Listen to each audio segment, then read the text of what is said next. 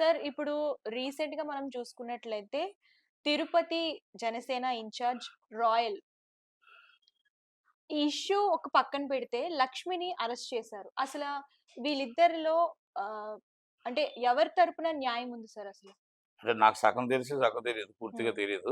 పూర్తిగా తెలిసింది చూసుకుంటే ఈమె ఆన్‌లైన్‌లో చీటింగ్ చేసింది. ఈమె సో మెనీ కేసెస్ ఉన్నాయని హ్మ్. అదేదో నేను కొంచెం ఆ క్లిప్పింగ్‌లో చూసాను. హ్మ్. ఆళ్ళతోని ఆల్రెడీ ఈయన సెటిల్‌మెంట్ పెట్టుకోవడం, ఇయన్నీ చేసుకోవడం, మరి ఇయన్నీ పెరగడం అనేది కిరణ్ రాయల్ గారిది కూడా నాట్ కరెక్ట్. ఆయనది కూడా హ్మ్. కరెక్ట్ కాదు. కనుక వాళ్ళిద్దరి మీద అందరిని కూడా ఇలాంటివన్నీ ఆన్‌లైన్ చీటింగ్‌లు మరి ఇయన్నీ కూడా దాంట్లో కూడా వీళ్ళు దూరకూడదు. హ్మ్.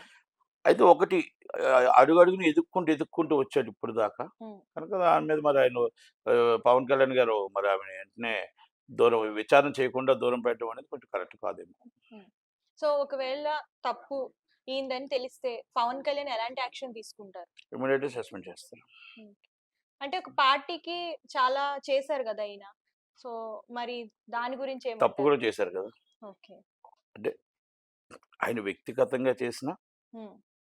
పార్టీకి నష్టం వస్తుందేమో. హ్మ్. ఇయన్నీ ఉంటాయి గదా! హ్మ్. అన్నీ చూసుకొని చెయ్యాలి. అదే అంటున్నాను గదా! ఇప్పుడు వ్యక్తిగతంగా చాలా మందికుంటాయి. హ్మ్. వ్యక్తిగతంగా చాలా మందికొస్తాయి. హ్మ్. ఆ వ్యక్తిగతమవన్నీ తీసుకొని మనం పార్టీకి రుద్దకూడదు. పార్టీకి ఆయన వల్ల నష్టం వచ్చిందా? ఆయన వల్ల పార్టీకి ఏమైనా ఇబ్బంది కలిగిందా? ఏమైనా ఇయన్నీ మనం చూసుకోగలగాలి. హ్మ్. కాకపోతే ఏంటంటే అందరిని మనం అలాగే చేసుకుంటూ వెళ్తే మన పార్టీలో చాలా మందికి అందరికీ కూడా ఏవో ఒక వ్యక్తిగత ఇయుంటాయి. అలాంటివన్నీ కూడా మనం పెట్టుకొని అందరిని సస్పెండ్ చేసుకుంటూ వెళ్తే కరెక్ట్ కాదేమో అని